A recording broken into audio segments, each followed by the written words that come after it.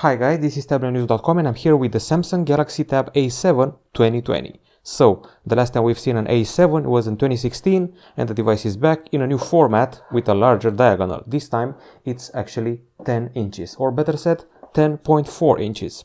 There's also a bit of a compromise here. It's a TFT panel and the format is more prone to landscape usage rather than portrait, as the selfie camera here tells you. So this is the device, secured by Knox and offering 4G LTE connectivity. The price is only $300, which makes it a very affordable device. This is an unboxing for now. We're going to give you a review probably in 2021.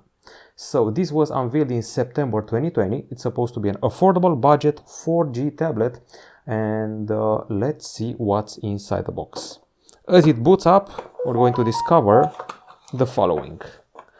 Okay, so here we're starting off with a warranty card and also a manual, and here I bet you can see we have a SIM key used to access the slots. Okay, and here we have the charger, which promises up to 7.8 watts, and it's got an USB-A connector, and also the cable, which goes from USB-C to USB-A. Okay, so that's it. That's everything available inside the box. No surprises here. No headphones, no styli. It's not the case. I'm going to put this back on and try to focus on this brand new product. First of all, it's made of metal. It's got a metal chassis, which is pleasant to the touch, also cold. And you can see it's singular back camera here. No LED flash, no gimmicks, nothing whatsoever.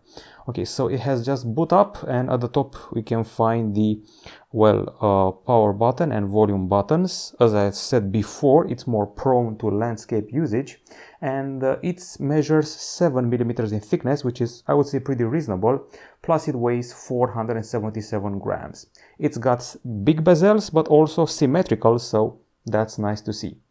Okay, so the panel you're seeing here as the device keeps starting up. This one is a TFT LCD 10.4 inch panel with a resolution of 2000 over 1200 pixels. It shows 16 million colors, and now let's see what else this device has to offer. If you go inside, you should find a familiar CPU. If you followed mid-range devices throughout the year, I'm talking about the Qualcomm Snapdragon 662. Let's see if this one clears it out for us. The Snapdragon 662 was seen on phones like the Motorola Moto G9 Play and the famous Poco M3, which debuted recently. Let's get out from here, and here we have more Intel. So once again, Snapdragon 662 accompanied by 3 gigs of RAM, LPDDR4X, as well as 32 or 64 gigabytes of storage plus a microSD card slot. Okay, so this screen is drawing quite a bit of lint and fingerprints, and aside from the CPU and RAM and storage I just mentioned, the tablet also provides you with a battery with a capacity of 7040 mAh. One of the selling points of this product, aside from watching video and playing some arcade games, is the set of quad speakers on board. So 2 speakers are here and 2 more speakers are here for a total of 4 speakers with Dolby Atmos technology. And you probably noticed that we also get a USB-C port here, a microphone, and what appears to be a tiny audio jack with an unusual placement. Here at the bottom you can see the tray used to access the microSD and probably also the nano SIM card slot.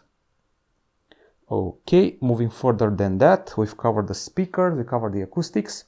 Let's see how we're doing on the camera front. Here at the top side, there's a 5 megapixel shooter if you want to do video calls or even selfies.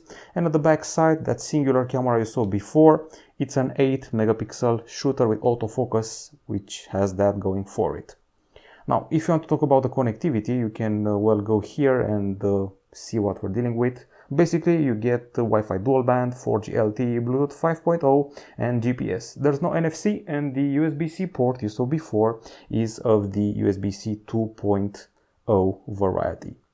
And just in case you were wondering, I keep swiping like this, trying to discover the today view. This device doesn't have the today view, or at least is not activated. We'll probably get into that as we start looking here. Now, back to what I was mentioning before, the handset, or better said the tablet, runs on Android 10 with One UI 2.5 on top. It actually debuted with One UI 2.1 and got updated to 2.5 as I was playing with it. Okay, so in some areas, if not all, you should get a bonus, which means you should get 2 months of free YouTube Premium with the product. And also, if you have kids, there's also a kids mode here, which can be activated from the quick settings area.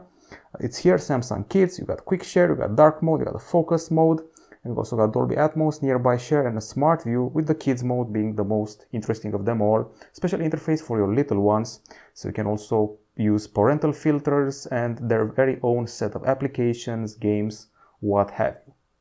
Now, aside from that, there's also knocks for extra security and face recognition if you don't want to input your PIN all the time. Okay, so we also have some funky sounds for the little kids and a pin to secure the experience. Okay, so that's it in a nutshell. To me, this device, this tablet, feels like it's meant for reading. It's also meant for video watching, some minor gaming, and music listening thanks to the quad speakers. Don't forget to visit our website, Tablet-News.com. We're updating it pretty often.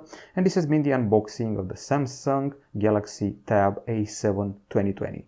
The biggest thing going for it is probably the solid metal build, followed by the 4G connectivity, the price tag, and the fact that it has a kids mode for the little ones. We'll be back with a full review pretty soon. Bye bye.